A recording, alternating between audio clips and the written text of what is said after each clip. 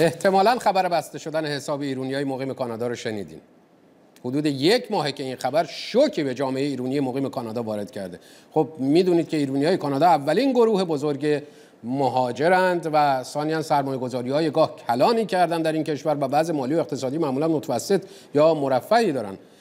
و از طرف دیگه هم شنیدید حتما که یه تعداد آقازاده از ایران به اصطلاح و خود آقایون پولایی به کانادا و سرمایه‌گذاری‌های اونجا کردن که شایعه قدرت مالی و سرمایه‌گذاری خانواده رفسنجانی دست کم در کانادا رو دیگه کسی نیست که نشنیده باشه. حالا درست یا غلطش هنوز ثابت نشده. اما بستن حساب بانکی ایرانی‌ها ظاهراً مثل همه جای دیگه و هر موقعیت دیگه اساساً دودش توی چشم ایرانی‌های عادی و بیشتر کاسبای جز رفته که سرمایه‌های چندانی هم ندارن. اجازه بدین جزئیات از آقای کاوه شهروز، حقوقدان و نایب رئیس کنگره ایرانیان کانادایی بشنویم. آقای شهروز، با تشکر از حضورتون در این برنامه، آیا می شود فهمید که چه تعداد حساب ایرانی‌ها در کانادا بسته شده؟ متاسفانه نه، ما آمار دقیقی نداریم از اینکه چند تا حساب در چند ماه اخیر بسته شده در کانادا. حدس میزنم صدها حساب بوده و در چند ماه اخیر افراد مختلف از سراسر کشور، از ونکوور تا از غرب کانادا تا شرق کانادا با ما تماس گرفتن و گفتن که حسابشون بسته شده. اما متاسفانه این آمار دقیقاً ما در دست نداریم و بانک هم به ما متاسفانه این آمار رو نداده. TD بانک دومین بانک بزرگ کاناداست. این بسته شدن حساب‌ها به چه معنیه؟ یعنی باید اونایی که حسابشون بسته شده بهشون اطلاع دادن که حسابشون رو بستن، پولشون رو از بانک بکشن بیرون از TD بانک و برن یه بانک دیگه حساب بکنن؟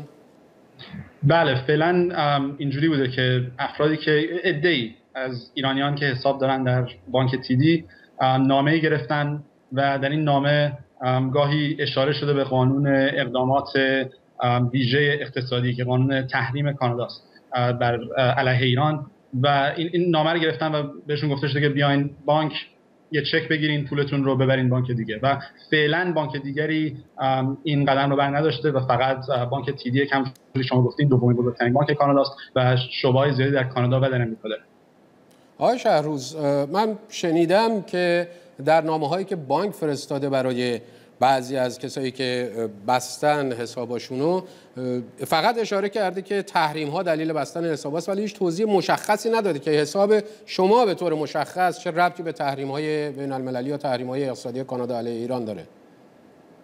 بله، حرف شما 100% درسته و یکی از اعتراضات ما به عنوان کنگره ایرانیان کانادا که مؤسسه‌ای است که هدفش دفاع از حقوق ایرانیانه، یکی از اعتراضات ما همین بود که این نامه‌ها که برای افراد فرستاده میشه هیچ توضیح نمیده که این فرد آیا واقعاً تحریم شکنی کرده، قانون رو شکسته و این مسئله رو ما گفتیم به رسانه‌های کانادا بردیم و باعث شد که ما یک ملاقاتی داشتیم با مدیر کل بانک TD و این مسئله رو اونجا هم انعکاس دادیم و گفتیم که خب این رفتار شما با ایرانیان درست نیست. باید حداقل کاری که میتونیم بکنیم اینه که اطلاع بدیم که این فرد چرا حسابش داره بسته میشه، کجای قانون رو شکسته و امیدواریم که TD تغییراتی در کارش بده و ما به اینجا برسیم. هیچ قولی به شما ندادن آقای شهروز در اون دیداری که داشتین هفته پیش؟ والا قول به اون شکل که ندادن. به ما گفتن که اولا همین رو باید بگم، همین ملاقاتی که ما داشتیم با مدیر کل بانک TD خب به نظر من خیلی قدم مثبتی بود. یعنی معمولا مدیر کل بانک به این عظمت نمیاد با یه گروه جامعه ایرانیان دیدار بکنه و اینکه ما تونستیم این ملاقات رو با ایشون داشته باشیم خب نشون دهنده بود که این مسئله رو اینا جدی میگیرن. قول به اون شکل ندادن. به ما گفتن که با افرادی که حسابشون بسته شده بعضی از افراد رو نتونستن باشون اول تماس بگیرن و با این افراد شاید بانک دوباره تماس میگیره، شاید این باعث بشه که بعضی از حساب‌های ایرانیان دوباره باز بشه. ظاهراً در مواردی بانک اصلا هیچ دلیلی اعلام نکرده و همینطور حسابو بسته. چرا اینقدر با عجله و یه حالت توهین‌آمیز؟ چه خبره مگه در کانادا در پیوند با ایران و به ویژه در سیاست‌های مالی اون کشور؟ سوال شما سوال بسیار خوبیه. در بعضی نامه‌ها خب اشاره شده به قانون تحریم، در بعضی نامه‌ها اشاره نشده به این چیز و در ملاقات ما با سران بانک TD گفتن که این مسائل دیگری غیر از تحریم‌ها هست، اما به ما نمیگفتن این مسئله چیست. خلاصه همونجوری که گفتین خب مسائل زیادی با ایران هست. موضع کنگره ما همیشه این بوده که اگه دولت کانادا و شرکت‌های کانادا میخوان فشار بیارن روی رژیم دیکتاتوری استبدادی ایران، این برای ما مسئله نیست. اگه میخوان فشار بیارن بر نمایندگان رژیم ایران در کانادا، این هم به نظر ما عیبی نداره. ما وقتی نگران میشیم که این فشار باعث میشه که افرادی که هیچ رابطه‌ای با جمهوری اسلامی ندارن، این افراد وقتی حسابشون بسته میشه، وقتی زندگیشون سخت‌تر میشه، اینجاست که ما نگران میشیم. آقای شهروز، وقتی که ایرانیایی که حسابشون بسته میشه توی یک بانک مثل TD بانک، وقتی بخوان در بانک دیگری حساب باز کنن، بسیاری از کشورهای غربی این روال هست که دچار مشکل میشن. آیا در کانادا هم همینطور؟ یعنی در واقع اینجاست که نگرانی برای زندگی روزمره ایرانی‌ها اونجا به وجود میاد؟